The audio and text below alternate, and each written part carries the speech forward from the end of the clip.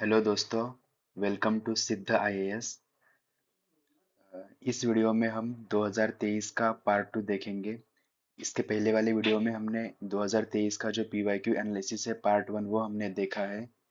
तो तो दोस्तों, वीडियो शुरू करने से पहले मुझे मतलब सबसे एक रिक्वेस्ट है कि मेरे इस वीडियो को, इस चैनल को लाइक करिए, सब्सक्राइब करिए। इससे थोड़ी हेल्प हो जाएगी कि मैं आगे आपके लिए वीडियो बनाता रहूँगा। जैसे मुझे मोटिवेशन मिलेगा इसकी वजह से। और देखिए, और एक मुझे एक रिक्वेस्ट है आपको कि आप वीडियो पूरा देखा करिए, क्योंकि तभी तो आपको समझ आएगा कि हमने कौन से क्वेश्चन में कौन से ट्रिक्स यूज़ किए हैं। क्योंकि हम यहाँ पे केस बाय केस बेसिस हमने थोड़ा देखा है बहुत बहुत सारे क्वेश्चंस में पहले। तो तभी आपको एक ऐसा पैटर्न समझ आएगा यूपीएससी के पेपर में कि वो कैसे पूछ रहे हैं। ओके। तो आप उसको थोड़ा ध्यान दीजिए और वीडियो पूरा देखा करिए। चलिए स्टार्ट करते हैं। जो फर्स्ट वाला जो है 51, दैट इज जननी सुरक्षा योजना। It is about government scheme. यहाँ पे देखिए, it is safe motherhood intervention of the state health department. देखिए, ये जो जननी सुरक्षा योजना है ये सेंट्रल गवर्नमेंट की योजना है, सेंट्रली स्पॉन्सर्ड स्कीम है। तो इसमें स्टेट हेल्थ डिपार्टमेंट का मतलब काम नहीं है ये। ठीक है, ये आपको समझ आ जाना चाहिए वहां पे। तो ये first statement is wrong. It is objective to reduce maternal and neonatal mortality among poor pregnant women. Yes, Janani Suraksha Karyakram जो है तो उसे यही है कि न्यूओनेटल और मैटरनल मोर्टेलिटी हमें कम करनी है। तो तीसरा, it aims to promote institutional delivery. Yes, देखो इंस्टीट्यूशनल डिलीवरी मोस्टली अगर कोई हमें विमन के लिए या प्रेग्नेंट वुमेन के लिए कोई स्कीम होती है तो इसमें हम यही प्रमोट करते हैं कि इंस्टीट्यूशनल डिलीवरी। और रिसेंटली एक रिपोर्ट से ये भी समझ आया कि अबाउट 90% अब मतलब 2023 में अबाउट 90% जो डिलीवरी हुई है इंडिया में that is institutional delivery. So this is very good progress. Last देखिए, फोर्थ वाला, its objective includes providing public health facilities to sick infants up to 1 year of the age. तो देखिए, ये जो प्रोविजन है वो जननी शिशु सुरक्षा कार्यक्रम का है। तो ये जननी सुरक्षा कार्यक्रम का नहीं है।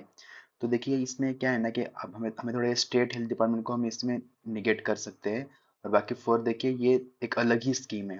तो इसका आंसर होगा ओनली 2। तो थोड़ा ऐसे आप सोचा करिए कि सेंट्रली स्पॉन्सर्ड की स्कीम है या सेंट्रल सेक्टर स्कीम है, तो ऐसे थोड़ा स्कीम्स देखिए। एक दो स्कीम तो वैसे भी यूपीएससी पूछती है हर बार। देखिए नेक्स्ट, इसमें क्या बोला है, देखिए एनीमिया मुक्त भारत अभियान। इसमें इसके बारे में स्टेटमेंट्स पूछे गए। तो देखिए, ये हमें पता है कि एनीमिया क्यों होता है। एनीमिया आयरन की डेफिशिएंसी की वजह से एनीमिया होता है। और रिसेंटली एक रिपोर्ट से ये भी समझ आ गया कि about more than 50% women in India are anaemic और more than 25% men also anaemic. ठीक है, तो ये फैक्ट याद रखिए, इस बार में भी पूछा जा सकता है। तो देखिए, it provides prophylactic calcium supplementation for pre school children. देखिए, एनीमिया की बात कर रहा है और यहाँ पे कैल्शियम की बात कर रहा है, तो ऐसा नहीं है। एनीमिया यहाँ पे होना चाहिए आयरन, तो ये थोड़ा रिप्लेस किया है, तो ये स्टेटमेंट रॉन्ग हो जाएगा।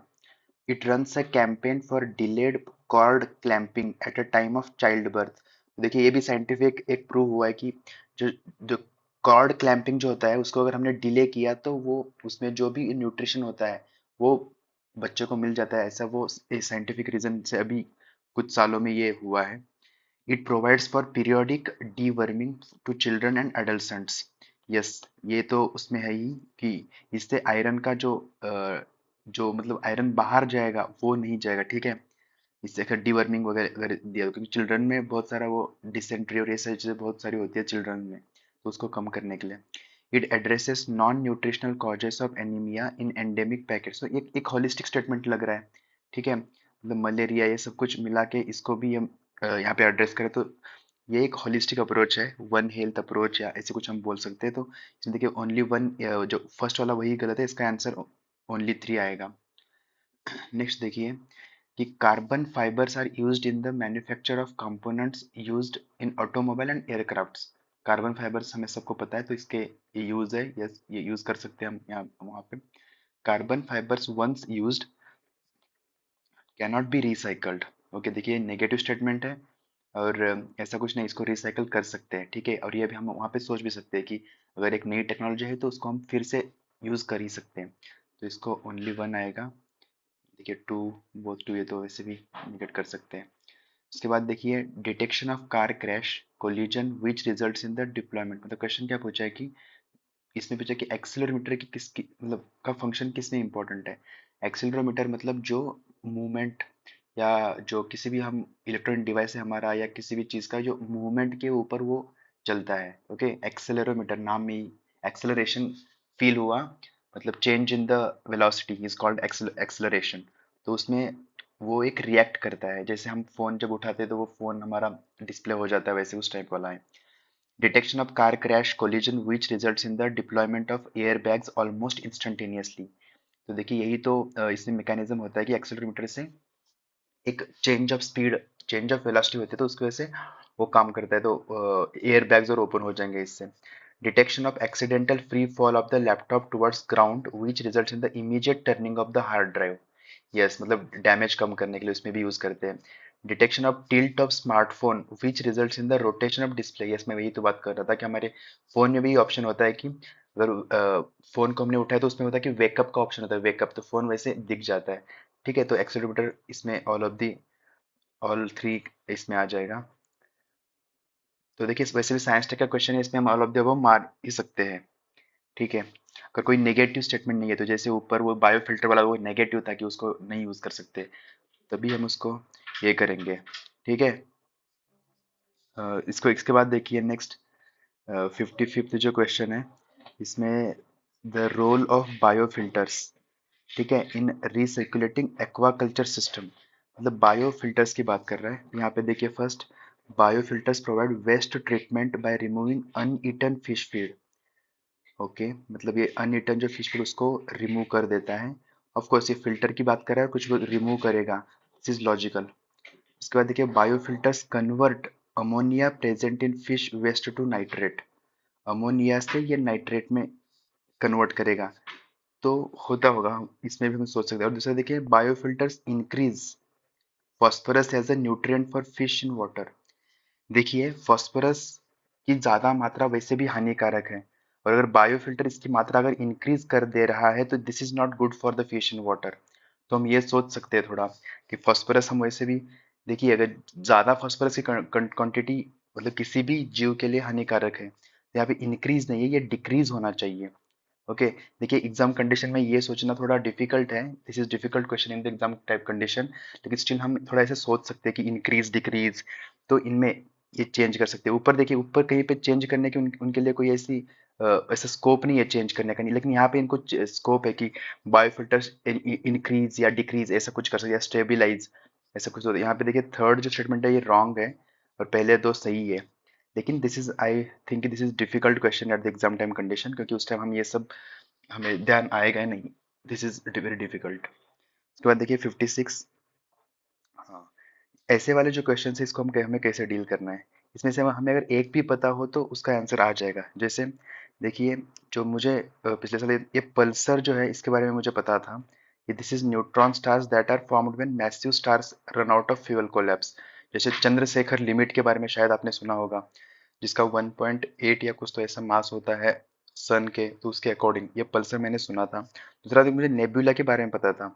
नेबुला क्या होता है कि giant cloud of dust and gas in space, इसको नेबुला, और ये हमने ज्योग्राफी के एनसीईआरटी में भी पढ़ा होगा कि नेबुला के बारे में उसमें दिया है। तो यहाँ पे क्या होगा कि देखो फर्स्ट में इन्होंने एक्सचेंज किया है, ये cepheid is a star which brighten and dim periodically, ये सेफिलाइड है या नेबुला, मतलब इसमें इसमें ऐसा कुछ तो किया हुआ है, इसमें कुछ तो एक्सचेंज या स्वैपिंग किया हुआ है। ठीक है, और ये थर्ड तो सही है, तो इसलिए देखिए इसका आंसर ओनली वन आएगा। थोड़ा ये आप यहाँ पे सोच सकते हो, देखो तीनों के तीनों सही देना और ऐसे इस ऐसे वाले क्वेश्चंस में सही देना आई थिंक, और ये नन भी होना ये बहुत डिफिकल्ट है, मतलब ये एक्सट्रीम एक्सट्रीम थोड़ा आप अवॉइड कर सकते हैं इसमें। तो देखिए ये बहुत इजी है, ओन सैटेलाइट नेविगेशन सिस्टम हमें पता है इसके बारे में कि ऑस्ट्रेलिया नहीं है, कनाडा नहीं है, इसराइल नहीं है, जापान, जापान का QESS जो है सिस्टम जो वो है उनका सैटेलाइट नेविगेशन है। जैसे आप इंडिया का नाविक है, USA का GPS है, चाइना का बाइडू है, तो इस टाइप का। 58 देखिए, ballistic missiles are jet propelled, ballistic missiles are jet propelled at subsonic speed throughout their flight, while cruise missiles are rocket powered only। सबसे पहले तो बात यहाँ पे ओनली यूज किया है। और दूसरा देखिए in the initial phase flight. जैसे देखिए यहाँ पे ना हमें पता है कि व्हाट इज बैलिस्टिक मिसाइल, हमें पता है कि बैलिस्टिक मिसाइल ये मिसाइल होता है जो एक प्रोजेक्टाइल मोशन फॉलो करता है और उसको बस इनिशियल फेज पे ही पावर करने की जरूरत है, ये है बैलिस्टिक मिसाइल। और क्रूज मिसाइल जो है उसको हम मनूवर कर सकते हैं, ठीक है, हमें जहां चाहिए वहां उसको जाके हम उसको गिरा सकते हैं। इसलिए ये भी यहाँ पे उन्होंने स्टेटमेंट के अंदर ये स्वैपिंग किया है कि बैलिस्टिक मिसाइल इज यहाँ पे चाहिए था और क्रूज वहां पे, तो ये स्वैपिंग है। दूसरा देखिए सेम अग्नि 5 is a medium range super sonic cruise missile की बात कर रहा है।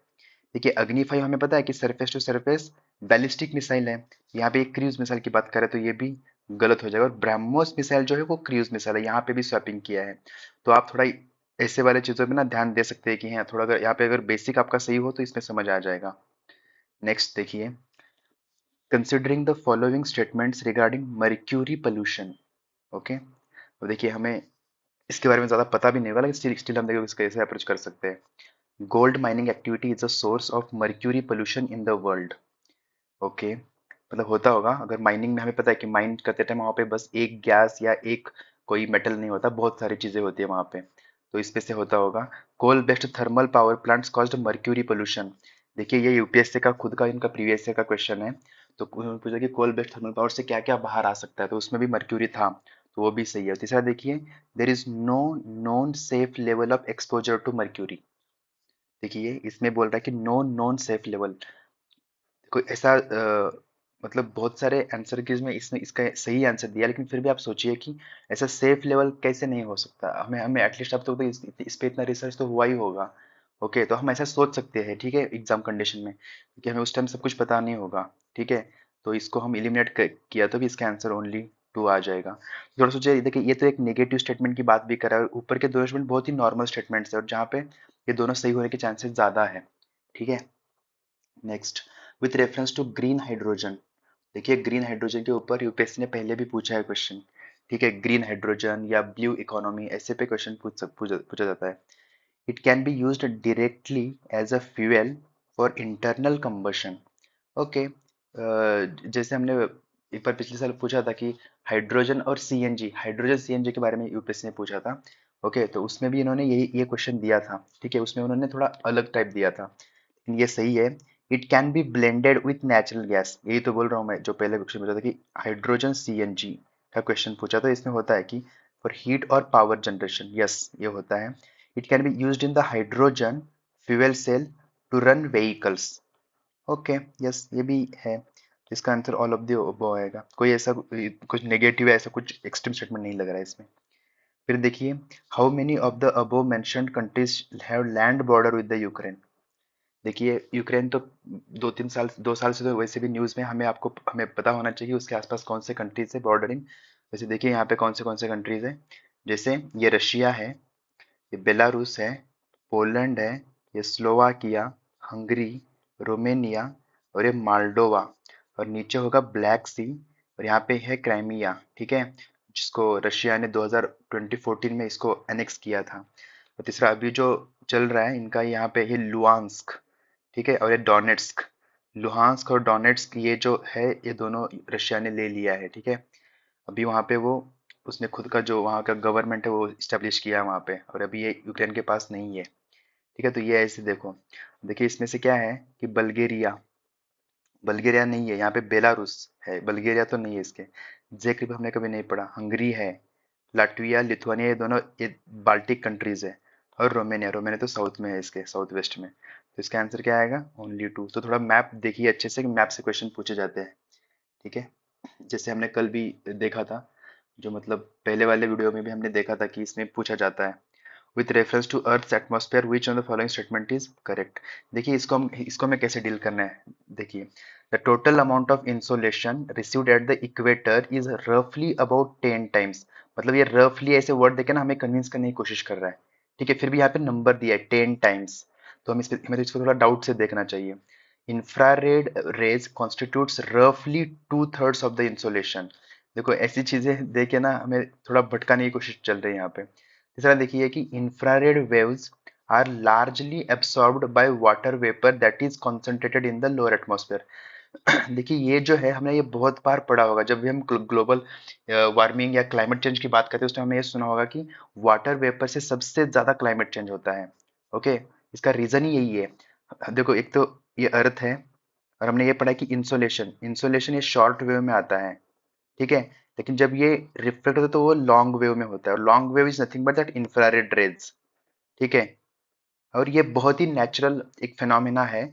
और अर्थ का इसीलिए तो अर्थ गोल्डिलॉक्स गोल्डिलॉक्स जोन में है, इसलिए तो वहां पे अर्थ पे एक ह्यूमन या ऐसा जो जो बोलते हैं कि हम मतलब जो जीव है उसके उत्पन्न होने की, इसलिए तो इसमें चांसेस बहुत ज्यादा है, ठीक है, इस वजह से।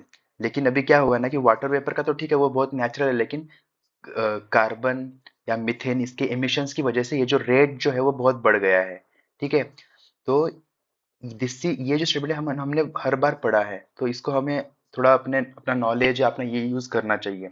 ये तो ऐसे ही इन्होंने दिया है, एक तो इसमें नंबर है, हम इसको ऐसे ही निकाल सकते हैं।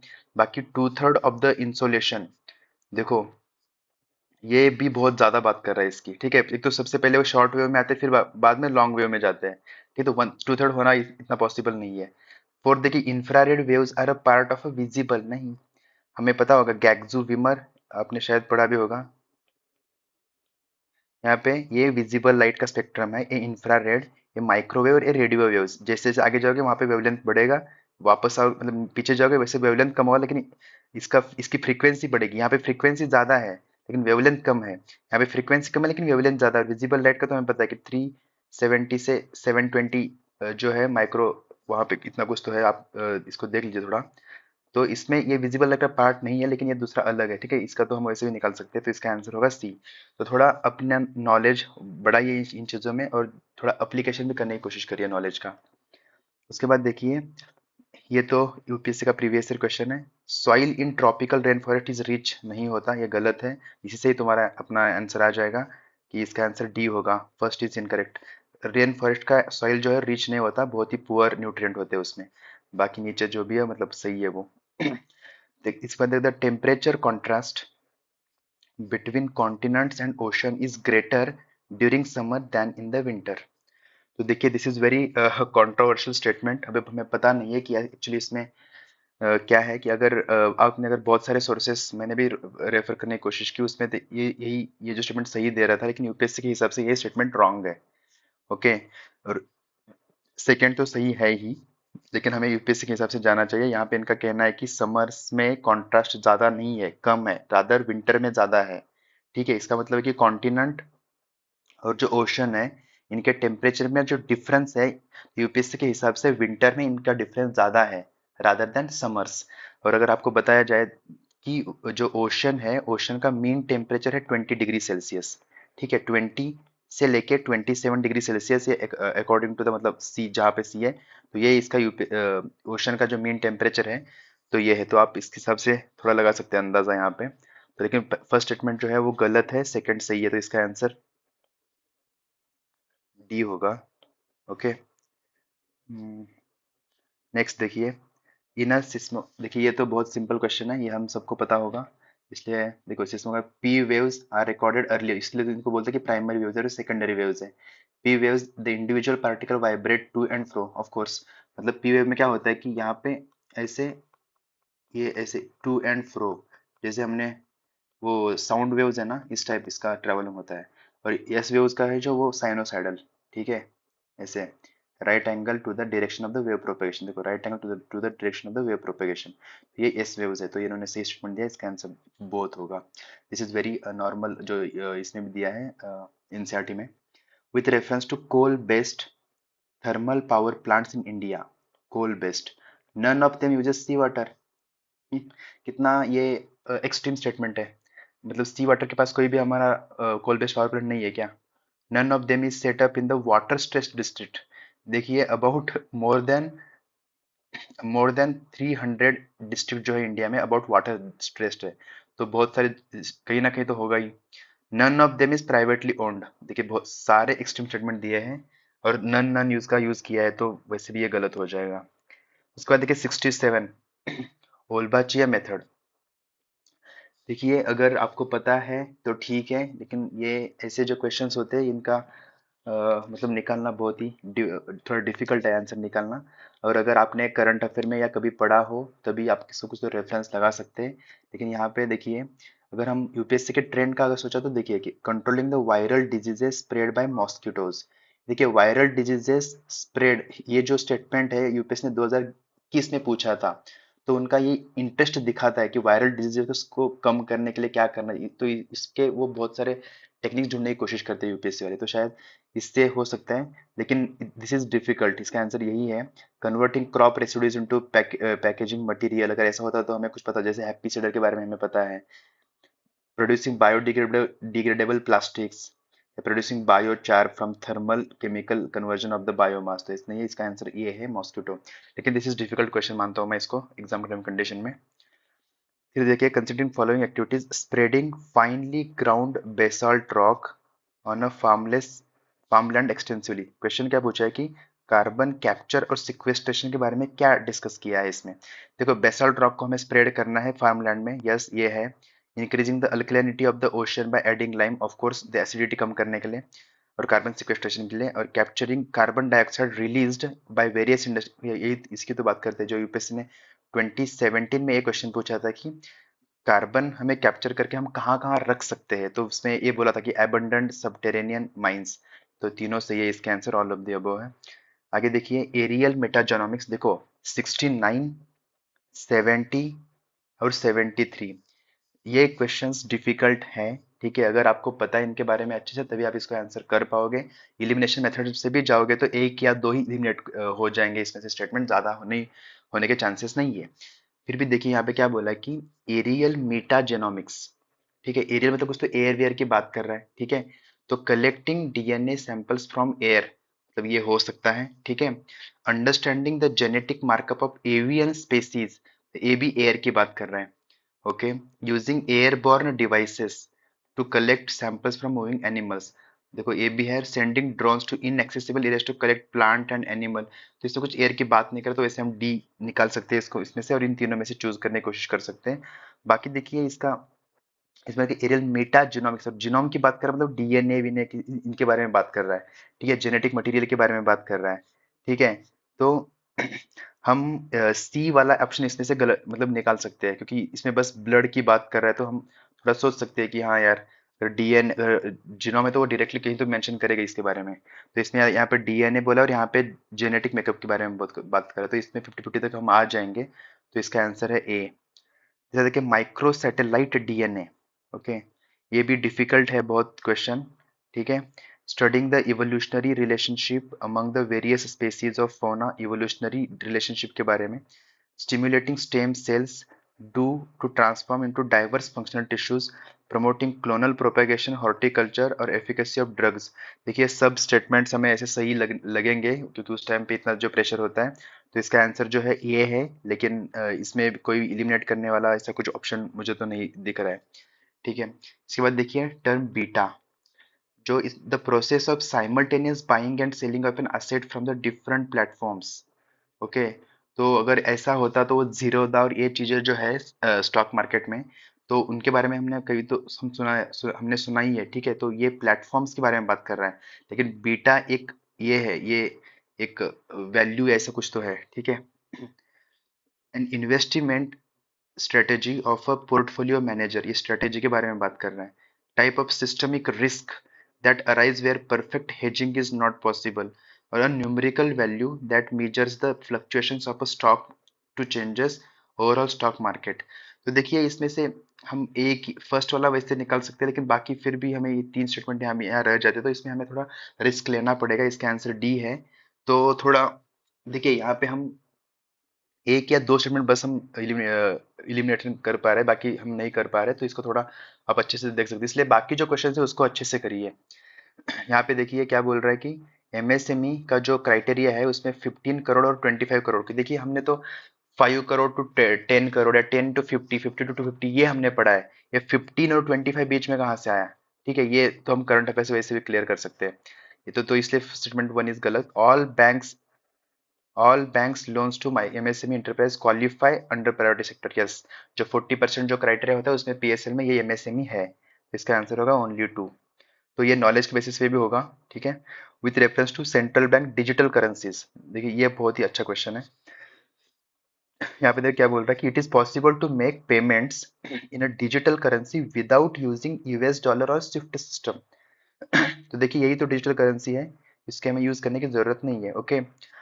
दूसरा देखिए, digital currency can be distributed with a condition programmed into such as a time frame for spending it.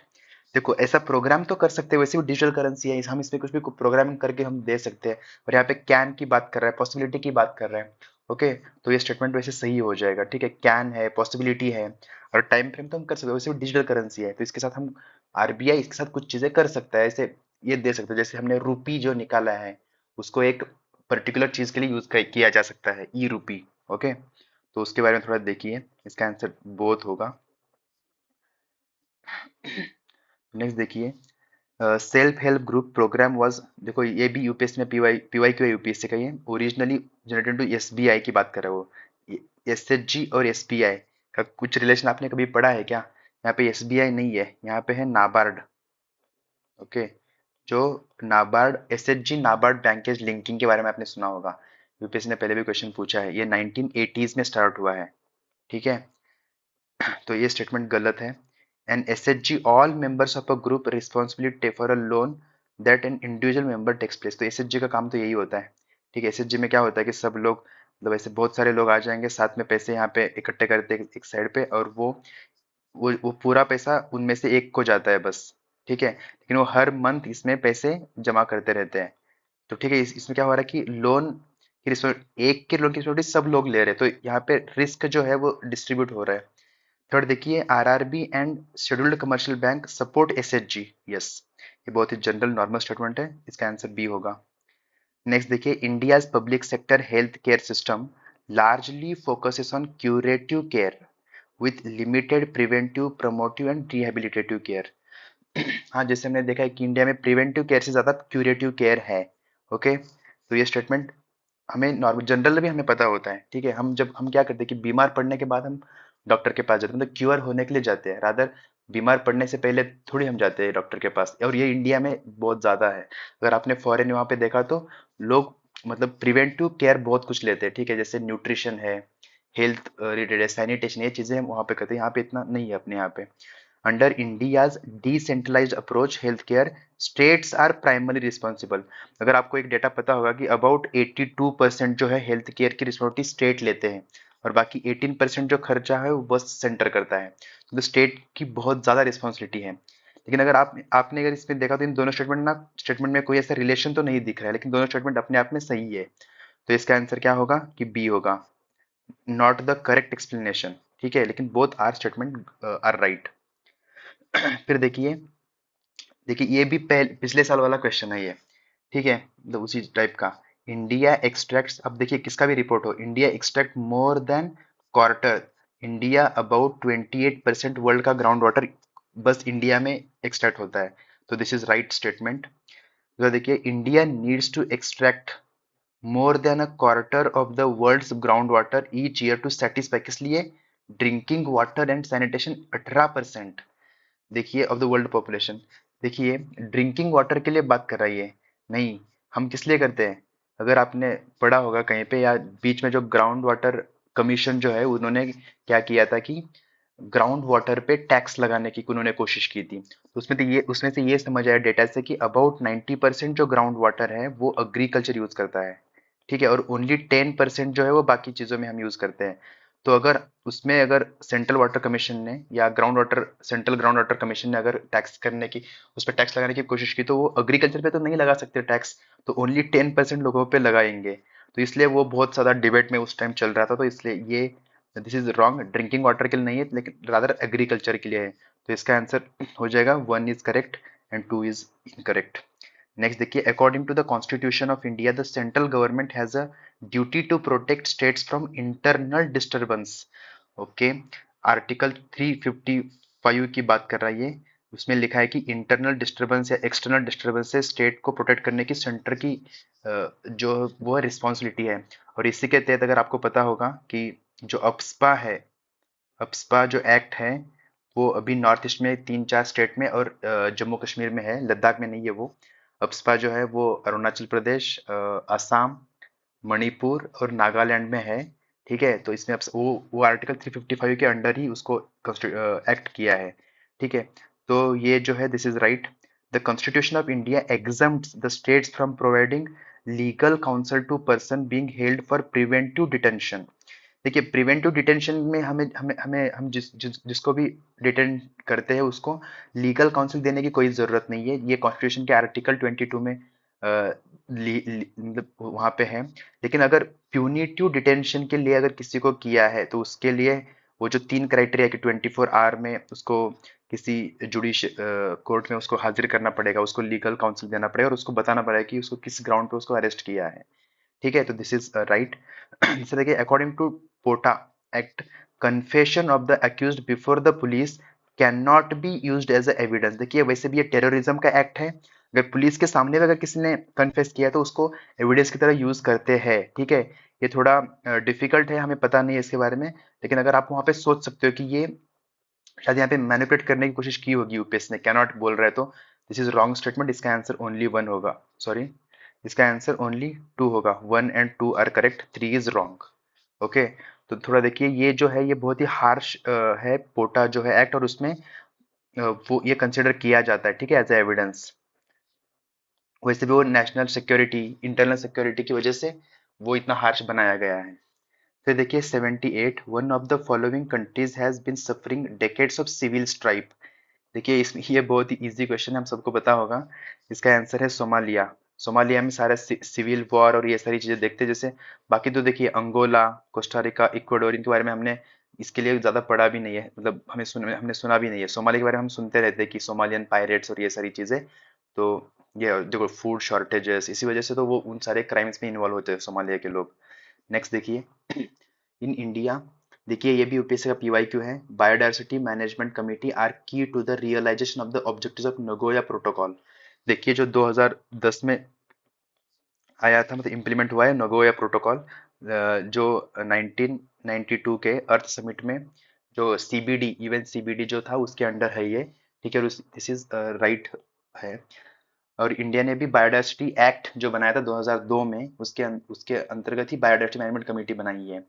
देखिए, biodiversity management committee have important functions in determining access and benefit sharing, that is what this Nagoya protocol is. Levy collection fees and ये सब, तो देखिए इसमें ये दोनों statement सही है, और क्वेश्चन बहुत इजी है। ये क्वेश्चन ऐसे गलत नहीं होने चाहिए। फिर देखिए, the respect of election of the president. देखिए, इलेक्शन ऑफ द प्रेसिडेंट के बारे में लास्ट 4 सालों में 3 बार यूपीएससी ने क्वेश्चन पूछा है। तो it becomes very important for us to कि थोड़ा इसके माइक्रो लेवल पे आप थोड़ा पढ़ाई करें इसका। The members nominated to either house of the parliament, nominated की बात कर रहा है। ठीक है, नॉमिनेटेड कभी होता है क्या included in the electoral college? नहीं। प्रेसिडेंट के इलेक्शन के लिए सारे इलेक्टेड मेंबर होने चाहिए। ठीक है, higher the number of elective assembly seats, higher is the vote of the each MLA. अगर हमें वो फॉर्मूला पता होगा कि जितना पॉपुलेशन है और जितना वहां पे सीट्स है, जो उसके हिसाब से होता है। अगर सीट्स ज्यादा होंगे, सीट्स अगर ज्यादा होंगे तो न्यूमरेटर मतलब पूरे वैल्यू वैसे लो हो जाएगी। इसमें देखिए बोल रहा है कि higher the seats, higher the value, तो ये सी सेट के हिसाब से भी ये गलत हो रहा है। ठीक है, तो सेकेंड रॉन्ग है। The value of votes of each MLA in Madhya Pradesh is greater than that of a Kerala. देखिए, मध्य प्रदेश की पॉपुलेशन ज्यादा है लेकिन मध्य प्रदेश की जो सीट्स है वो भी ज्यादा है।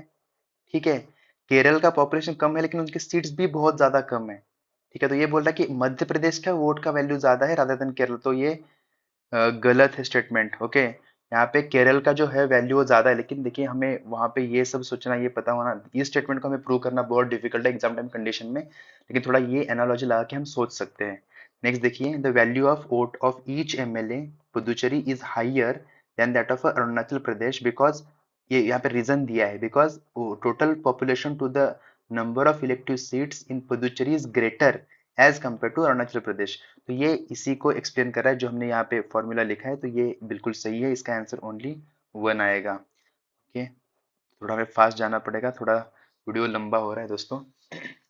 With reference to the Indian history, और अगर कुछ समझ नहीं आया तो आप पूछ सकते हैं कमेंट में। With reference to Indian history, Alexander Rea, AH Longhurst, Robert Sewell, James Burgess and Walter Elliot associated with. अब देखिए इसमें से हम इसमें कैसे निकालेंगे क्वेश्चन, देखिए इसमें हम ये देखेंगे कि यूपीएससी के लिए क्या इंपॉर्टेंट है। अगर इतने सारे लोग इसमें इन्वॉल्व है तो देखिए, establishment of English press in the colonial India. देखिए हमने इंग्लिश प्रेस के बारे में हमने पढ़ाई है, वैसे स्पेक्ट्रम में पढ़े थे, उसमें इतने नाम तो हमने कभी नहीं पढ़े। ठीक है, हमने बस एक ही बॉम्बे हेराल्ड ऐसा कुछ तो, या बॉम्बे गैजेट, एक कुछ कोलकाता गैजेट, ये कुछ ऐसे न्यूज़पेपर है जो ब्रिटिशर्स ने निकालते, लेकिन इन सारे लोग उसमें ये होंगे, थोड़ा ये डिफिकल्ट है।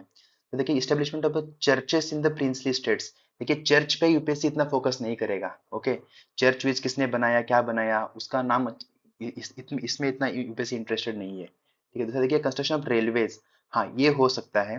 देखिए इन दो को तो आप वैसे एलिमिनेट कर सकते हैं, लेकिन देखिए डी और ए के बीच में आपको चूज करना पड़ेगा। वैसे देखो यहाँ पे अलेक्जेंडर लिखा है, अलेक्जेंडर जो एक एक्सकेवेशन भी उन्होंने किया था जो हड़प्पा और उसके टाइम पे, तो हम सोच के ये इसको लगा सकते हैं, लेकिन दिस इज डिफिकल्ट, चूज करना वेरी डिफिकल्ट है इसमें इसमें आंसर इसका ये है। तो देखिए थोड़ा ऐसे आप लगा सकते हैं कि यूपीएससी के लिए इंपॉर्टेंट भी क्या है और उसने अब तक कैसे क्वेश्चन पूछे हैं, तो उस हिसाब से भी हम इसको थोड़ा अंदाजा लगा सकते हैं। नेक्स्ट देखिए यहाँ पे, दिस इज एक ये अच्छा क्वेश्चन है। इसमें देखिए कारले भाजा, मतलब ये जो भाजा जो है, हम वैसे भी आर्ट कल्चर में पढ़ते हैं कि भाजा ये बुद्धिस्ट केव है, ये महाराष्ट्र में है। This is Buddhist cave shrine, this is right statement. Sittanavasal और अरमा मलाई, आपको पता होगा सित्तन वसल एंड अरमा मलाई ये तमिलनाडु में है। ठीक है, और ये जैन केव्स ही है। ठीक है, और ये दोनों जैन केव्स है, ये भी स्टेटमेंट सही है। तो देखिए बेस नगर के बारे में पता होना, मैं तो नहीं चाहता कि आपको मतलब पता तो होना चाहिए ऑफ कोर्स, बट यहाँ पे पता होगा ये मुझे नहीं लगता, क्योंकि ये हम कहाँ कहीं पे भी इजीली किसी बुक में नहीं है ये। जितना मैंने देखा कि एनसीईआरटी में भी इतना डायरेक्टली मेंशन नहीं किया है इसको, या नितिन सिंघानिया सर के बुक में भी नहीं है ये। तो ये थोड़ा डिफिकल्ट है यहाँ पे सोचना। लेकिन ये जो बेस नगर है ये शैवाइट नहीं है, ये वैष्णवाइट है। ठीक है, तो ये वैष्णवाइट की वजह से वैष्णवाइट केव श्राइन है, तो statement one is wrong. But देखिए अगर ये दोनों सही है तो हम ये जो नन है, ओनली वन है, तो इन दोनों को तो हम इलिमिनेट कर सकते हैं और यहाँ पे हम आ सकते हैं दो दो, तो इससे हमारे चांसेस बढ़ जाएंगे सही होने के। तो इसका आंसर है ओनली टू। तो थोड़ा आप भी ऐसे थोड़ा सोच सकते हो। ओके, नहीं देखिए 7 अगस्त इज डिक्लेयर्ड, देखो इस क्वेश्चन में आपको ना कुछ पता नहीं होगा, लेकिन फिर भी हमें ना यहाँ पे थोड़ा इन्फ्रेंस निकालना है। 7 August is declared as the national handloom day, and it was in 1905 that the Swadeshi movement was launched on the same day। तो देखिए इन दोनों स्टेटमेंट में ना एक सिंक्रोनाइजेशन लग रहा है हमें। देखिए 7 अगस्त, देखो 7 अगस्त के बारे में हमने ज्यादा इतना हमें पता नहीं होगा हैंडलूम डे है या नहीं है, लेकिन अगर नहीं होता ना तो यूपीएससी ने कोई तो अलग वहां पे दिया होता, जैसे 8 अगस्त की बात करते जो जिस time quit India movement start हुआ है, या कुछ दूसरा स्टेटमेंट या दूसरा वहां पे, या 16 सितंबर की बात करते जिस दिन ओजोन डे है, तो ऐसा कुछ तो कर देते ये। लेकिन इन्होंने 7 अगस्त दिया है तो ये सही ही होगा। ठीक है, ऐसा हम मान सकते हैं इसमें। और अगर ऐसा क्यों हैंडलूम डे क्यों मान रहे, क्योंकि स्वदेशी हमने जो मूवमेंट है वो लॉन्च किया था 1905 में। तो देख हम किसी भी जब एक डेट अनाउंस करते हैं उसको कुछ तो एक हिस्टोरिकल बैकग्राउंड होता है। ठीक है, तो और यहाँ पे ऐसा लग भी रहा है कि यार इसका हिस्टोरिकल बैकग्राउंड होगा ये। ठीक है, तो इसका आंसर ए होगा कि ये करेक्ट एक्सप्लेनेशन भी है और दोनों स्टेटमेंट सही भी है। ओके, तो आप थोड़ा ऐसे सोच सकते हैं इसमें, और ऐसे सोचना पड़ेगा आपको। ठीक है, क्योंकि क्वेश्चन का जो लेवल है जो वो बहुत डिफिकल्ट आ रहा है, और आप 50 या 60 या 70 अटेम्प्ट करके नहीं आ सकते। आपको अबाउट 90 क्वेश्चन तो एटलीस्ट करना ही होगा, और आपका फॉरेस्ट है तो आपको तो फिर अबाउट 90 ही, मतलब मेरा तो सजेशन है कि फॉरेस्ट को भी क्लियर करना है तो एटलीस्ट अबाउट 90, आपका तो 90 टू 95 के बीच में आपका अटेम्प्ट होना चाहिए। तो ये थोड़ा माइंड में रख के ही आप थोड़ा चीज़ों को ना एनालाइज करते रहिए। फिर देखिए respect of the national flag of India according to the flag code of 2000। इसमें देखिए one of the one of the standard size of the national flag of India is 600 millimetre by 400 millimetre. दूसरा, the ratio of length is 3/2। देखो ये हम सब लोगों ने पढ़ा होगा। ठीक है, ये मुझे लगता है किसी एनसीईआरटी के पहले वो जो पेज होता है उस पेज में भी इन्होंने फ्लैग कोड के बारे में कहीं पे तो दिया है। ओके, तो ये जो स्टेटमेंट टू है सही है। स्टेटमेंट वन भी इसको हमें देख के लगता है कि ये सही होगा, और मैंने मैंने तो एक्चुअल एग्जाम में मैंने इसका आंसर बोथ स्टेटमेंट सही यही दिया था। मैंने तो लिखा था, मेरा रॉन्ग हो गया। तो एक्चुअली ये नहीं है, गवर्नमेंट ने कुछ ऐसे ना स्टैंडर्ड साइजेस दिए हैं उनके, ठीक है, तो उस हिसाब और उस साइज में ये वाला साइज नहीं है उसमें मेंशन। तो इसका आंसर होगा ओनली 2 इज करेक्ट, ठीक है, और फर्स्ट इज रॉन्ग। तो आप इसको अभी याद रख सकते हैं, अगर बाद में कभी पूछा जाए तो we can use this knowledge. और देखिए ऐसे ही करना होता है हमें, जब पीवाई क्यू देखते हैं उस टाइम पे हमें एक तो स्ट्रेटेजी भी देखनी है, और हमें कुछ कुछ चीज़ों को याद भी रखना होगा, क्योंकि आगे अगर क्वेश्चन रिपीट हो गया तो हम उसको यूज कर सकते हैं। यहाँ पे देखिए, रिस्पेक्ट ऑफ कॉन्स्टिट्यूशनल डे, ये बहुत ही इजी क्वेश्चन है ऐसा मैं मानूंगा। Constitution day is celebrated on 26 November every year, ठीक है, okay, this is right statement. And 26 नवंबर को ये बोल रहा है कि ड्राफ्टिंग कमेटी को कॉन्स्टिट्यूट किया गया है, सेटअप। हमने तो 20 नवंबर 1949 को कॉन्स्टिट्यूशन अडॉप्ट किया है, ठीक है, और उसमें से आई थिंक कुछ जो प्रोविजंस है वो अप्लाई भी हो गए थे 26 नवंबर 1949 को, और बाकी का पूरा कॉन्स्टिट्यूशन 26 जनवरी 1950 को हुआ स्टार्ट। तो ये तो रॉन्ग है, और ये सही है, इससे ही आंसर आ जाएगा, इसका आंसर सी है। देखिए इसमें Switzerland is one of the leading exporter of gold in terms of value. Leading बोल रहा है, कोई एक्सट्रीम भी चीज नहीं है, तो लीडिंग हो सकता है, ठीक है, वन ऑफ द लीडिंग भी बोल रहा है, तो ये बहुत ही नॉर्मल स्टेटमेंट है। सेकंड देखिए, is a second largest gold reserve in the world. अगर आपने देखा होगा, चाइना, यूएसए, इंडिया, रशिया, इनके पास बहुत ज्यादा गोल्ड है, ठीक है, गोल्ड रिजर्व भी इनका बहुत ज्यादा है। और वैसे इंडिया में हमें पता है कि ट्रेडिशन से इंडिया में बहुत ज्यादा गोल्ड होता है। और आपने हाल ही में न्यूज में मतलब 2-3 साल से पढ़ भी रहे होंगे कि चाइना क्या कर रहा है कि उसका जो फॉरेक्स है उसमें से फॉरेक्स करेंसी निकाल के गोल्ड ले रहा है, गोल्ड परचेस कर रहा है इंटरनेशनल मार्केट से, ठीक है। तो अगर देखिए चाइना या यूएसए या रशिया या बाकी जो यूरोप में दूसरे कंट्रीज है वो छोड़ के स्विट्जरलैंड का सेकंड लार्जेस्ट कैसे हो सकता है, ठीक है। तो इसमें देखिए USA has a largest gold reserve, और उसके बाद ब्रिटेन, इटली, चाइना, इंडिया, ये लोग, जापान, ये लोग आते हैं, ठीक है, तो स्विट्जरलैंड वहां पे नहीं है आसपास भी। तो इसका answer only one correct, two is wrong आएगा। फिर देखिए ये जो स्टेटमेंट क्वेश्चन है वो ये डिफिकल्ट है, 87। देखिए USA and Europe launch the trade and technology council. Yes, उन्होंने लॉन्च किया है। और दूसरा ये बोलना कि USA and EU claim that through this they are trying to bring technological progress, और ये भी सही है, ठीक है, लेकिन ऐसा इन दोनों के बीच में ऐसा कोई कनेक्शन हमें नहीं लग रहा है। और उस एग्जाम में देखिए ये डिराइव करना बहुत डिफिकल्ट भी है कि कनेक्शन है या नहीं है। तो इसलिए देखिए इसका आंसर ये तो है कि ये दोनों तो नहीं आएंगे, इन दोनों में आप मार सकते हो, इसमें इसका आंसर बी है, ये दोनों सही है और इसमें कोई ऐसा रिलेशन नहीं है, ठीक है। और ऐसा लग भी नहीं रहा है वैसे पढ़ने से, दोनों स्टेटमेंट नॉर्मल स्टेटमेंट लग रहा है, ठीक है, इसमें कोई नॉट, एनी, ऑल, मेनी, मोर, ऐसा कुछ ऐसा ये वर्ड्स भी इसमें नहीं दिए हैं। फिर देखिए India accounts for 3.2% of the global export of the goods. देखिए 3.2%, 3.2% और ग्लोबल एक्सपोर्ट ऑफ गुड्स की बात कर रहे हैं बस। अगर गुड्स और सर्विसेज होता तो भी हम सोच सकते थे, ये एक्चुअली सर्विसेज का है, गुड्स का नहीं है, 3.2%, तो ये रॉन्ग है। Many local companies and some foreign companies took the advantage of production linked incentive. Yes, production linked incentive किसी के ऐसे ऐसे कोई डिफरेंशिएट नहीं करता, जो इंडियन कंपनीज या फॉरेन कंपनीज, ये दोनों के लिए अप्लाई है। तो सेकंड, और सेकंड बहुत नॉर्मल भी स्टेटमेंट है, तो फर्स्ट गलत है, सेकंड से है, इसका आंसर डी होगा। ओके, तो थोड़ा आपको ना ये जो करंट अफेयर में भी चीजें हैं इसको भी थोड़ा जब पढ़ोगे अच्छे से पढ़िए, जितना भी पढ़ोगे अच्छे से पढ़िए, और उसको थोड़ा याद भी रखिए, कुछ चीजें फैक्चुअल चीजें याद रखिए। अगर मेरे पास कुछ हो तो मैं आपको वैसे भी एक टेलीग्राम चैनल है मेरा, मैं आपको लिंक दे दूंगा इसमें नीचे से, तो उस टेलीग्राम चैनल को आप ज्वाइन करिए, आपको ये डॉक्यूमेंट जो हम अभी कर रहे हैं ये डॉक्यूमेंट हमें आपको वहाँ पे मिल जाएगा। Okay, the stability and growth pact of the European Union is a treaty. देखिए स्टेबिलिटी और ग्रोथ पैक्ट की बात कर रहे हैं, तो इसमें से क्या होगा, स्टेबिलिटी हम और किसकी किसकी स्टेबिलिटी बोलते हैं, ग्रोथ और इकोनॉमिक की स्टेबिलिटी के बारे में बात करते हैं, ठीक है। Limits the level of budgetary deficit of the countries, मतलब ये बजट की डेफिसिट की बात कर रहा है, इसको लिमिट करना है, इसलिए इसी के बाद तो स्टेबिलिटी आएगा। Okay, make the union countries of the European countries to share the infrastructure facilities and share the technologies. देखिए ये दोनों भी एग्जाजरेटेड स्टेटमेंट है, ये दोनों भी गलत स्टेटमेंट है, ठीक है। और इसका स्टेबिलिटी जो है वो इकोनॉमी के रिलेटेड बात कर रहे हैं मोस्टली, ये इंफ्रास्ट्रक्चर टेक्नोलॉजी के बारे में नहीं है, तो इसका आंसर ओनली वन है। Okay, and this is also a difficult question, मतलब मीडियम टू डिफिकल्ट क्वेश्चन है ये।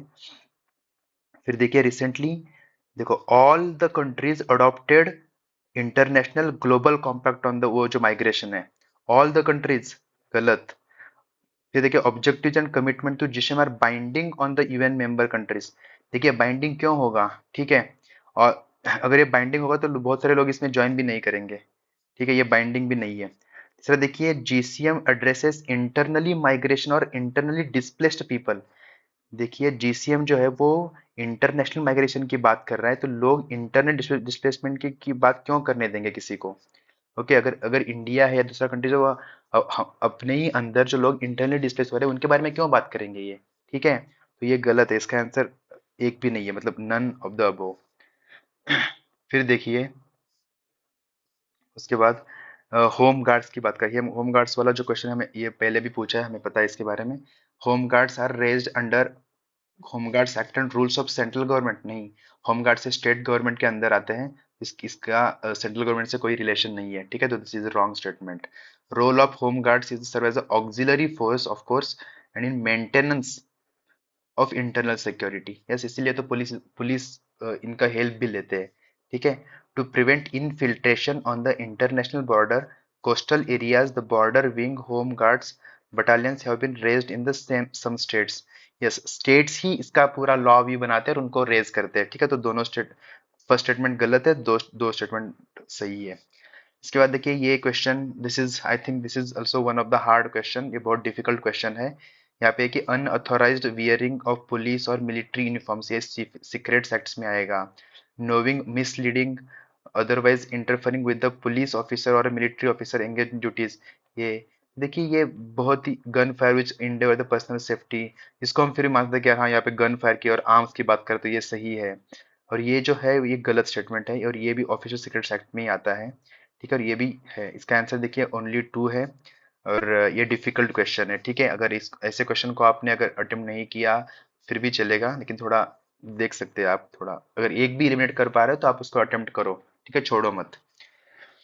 फिर देखिए नॉर्थ क्यू एंड इटूरी, ठीक है, नागोर्नो कराबख, ये तो हमें फेमस है, पता है ये अजरबैजान का है, तो यहाँ पे स्वैपिंग हो सकता है, लेकिन यहाँ पे स्वैपिंग नहीं है, कि नॉर्थ क्यू और इटूरी जो है वो डेमोक्रेटिक रिपब्लिक ऑफ कॉन्गो इनके यहाँ के हैं वो, ठीक है। दूसरा खेरसन और जपोरजिया, हमें पता है कि जपोरजिया न्यूज में था पिछले साल, क्योंकि वहां पे न्यूक्लियर इंस्टॉलेशन है यूक्रेन का, उसको रशिया ने कैप्चर किया था, ठीक है, तो ये यूक्रेन में है ना कि इसराइल और लेबनान में है, ठीक है। और इस बार देखिए इसराइल हमास और उस पास जो वेस्ट एशिया का जो एरिया है उसका मैप अच्छे से करिए, क्योंकि ये बहुत ही इंपॉर्टेंट हो जाता है इस बार, क्योंकि इतना न्यूज में है, इतना वहां पे कॉन्फ्लिक्ट चल रहा है, ठीक है, तो उसके सारे वहां पे जो भी रिवर्स है या लेक्स है, ओके, वहाँ पे डेड सी है इसराइल में, ठीक है, आप देख सकते हो गोलन हाइट जो यूपीएस ने पहले पूछा है।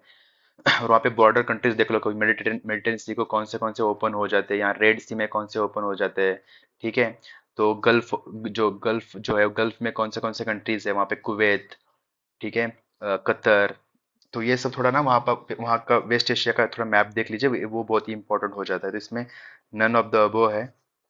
नेक्स्ट देखिए, Israel has established diplomatic relations with some Arab states, हमें पता है कि अब्राहम अकॉर्ड जो हुआ था उसकी वजह से, तो ये वो न्यूज में भी था कि Arab peace initiative mediated by Saudi Arabia and signed by Israel and Arab League. देखिए अगर ये बहुत ही बड़ी न्यूज की बात कर रहा है, अगर ऐसा होता तो हमने इसको इसके बारे में पढ़ा होता या कहीं तो हमने सुना होता इसका। देखिए अरब पीस इनिशिएटिव इसराइल अगर किया होता तो अभी ये जो वार चल रहा है वार ही नहीं होता, ठीक है, खैर खैर उस टाइम वार चल भी नहीं रहा था, लेकिन स्टिल देखिए अगर इतनी बड़ी न्यूज है तो हमें हमें पता होता है इसके बारे में, तो इसका आंसर होगा only one correct, two is wrong. फिर देखिए this is also one of the difficult questions. ये बोला कि Major Dhyanchand Khel Ratna award spectacular and outstanding performance of sportsman over the last 4 years, ये सही स्टेटमेंट है। Arjuna award life time achievement के लिए अर्जुना अवार्ड नहीं है, ये भी ऐसे ही है कि आउटस्टैंडिंग परफॉर्मेंस अगर 4 साल के लिए किया तो ये है, ठीक है, तो ये भी ये गलत स्टेटमेंट है। सेकंड, द्रोणाचार्य अवार्ड, यस ये कोचेस के लिए है, ठीक है, तो ये सही है। दूसरा राष्ट्रीय खेल प्रोत्साहन पुरस्कार, तो देखिए ये ऐसा कुछ नहीं है, ये जो है ये जो कमर्शियल जो होते हैं उनके लिए, कमर्शियल मतलब इसमें जो पीएसयूज है या है, मतलब वहाँ पे जो ऐसे जो ऑर्गेनाइज करते हैं जो लोग, वहाँ वहाँ पे ये दिया जाता है, तो ये भी स्टेटमेंट गलत है। लेकिन आई think this this question is very difficult, हमें चूज करना बहुत डिफिकल्ट है, लेकिन फिर भी हम अपना इसमें एक्सट्रीम थोड़ा छोड़ सकते हो, इन दोनों के बीच में चूज कर सकते हो, ठीक है। नेक्स्ट देखिए, 44th, देखो ये तो करंट अफेयर में था पिछले बार और ये पता होना चाहिए, ठीक है। देखिए यहाँ पे first time chess olympiad India में हो रहा था, इसलिए तो इतना वहाँ पे प्राइम मिनिस्टर हमारे जो है आदरणीय, वो वहाँ पे गए थे इसको इनाग्रेट करने के लिए।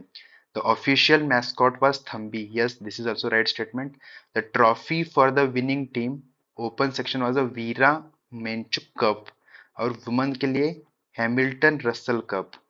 तो देखिए यहाँ पे ये बोल रहा है कि जो ओपन सेक्शन का जो है उसका ये जो है, लेकिन यहाँ पे देखिए इन दोनों में ना स्वैपिंग करने के बहुत चांसेस है, और आपको पता है कि यूपीएससी को वैसे भी स्वैपिंग करना बहुत ही पसंद है, तो इन दोनों में वैसे उन्होंने स्वैपिंग किया है, तो ये दोनों नहीं है, तो इसका आंसर ओनली 2 होगा।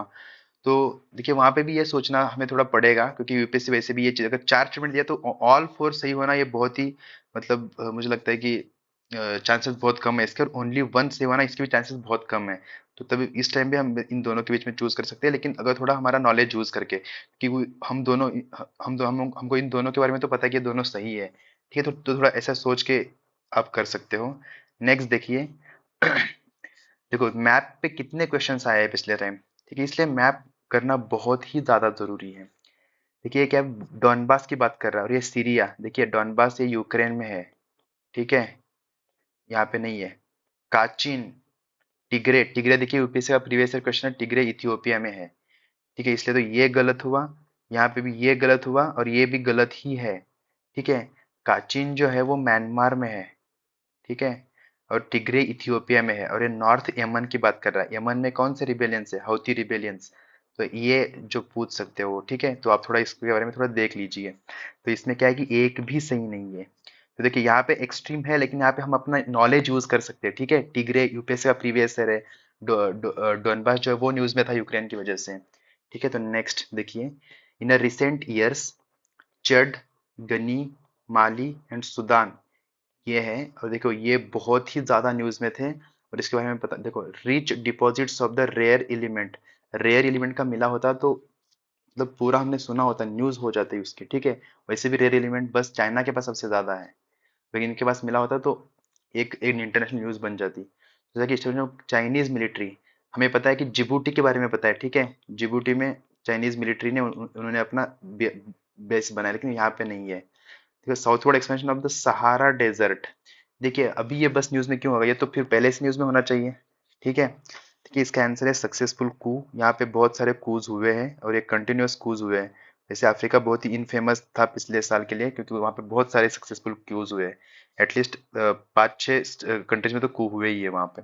इसलिए आप इस बार देखिए कि पिछले साल कौन से कू है, अगर वो हुआ तो वो पूछ सकते हैं इस बार फिर से। फिर देखिए ग्रीन हाइड्रोजन, देखो हाइड्रोजन के ऊपर यूपीएससी का बहुत ही ज्यादा एम्फसाइज है।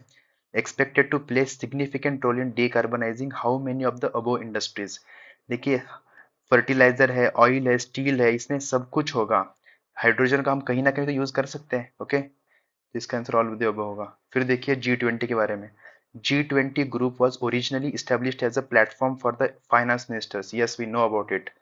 1999 में, जब 1998 में जो जो साउथ ईस्ट एशियन कंट्रीज में जो क्राइसिस हुआ था, उसके बाद ये हुआ है, मतलब इसमें आया है, एस्टेब्लिश हुआ है G20, and central bank governors to discuss the economic and financial issues, yes, and digital public infrastructure one of the India G20 priorities, yes, ये भी है, हमें हमें इसके बारे में पता होगा, न्यूज में अगर हमने पढ़ा होगा तो। इसका आंसर बोथ है। तो देखिए दोस्तों, अगर ओवरऑल देखा जाए तो ये जो पेपर था 2023 का, वो बहुत मतलब मैं इसको मीडियम टू डिफिकल्ट लेवल पे रखता हूँ, क्योंकि अगर हमने इसका कट ऑफ भी देखा हो तो 75 कट ऑफ है ओनली।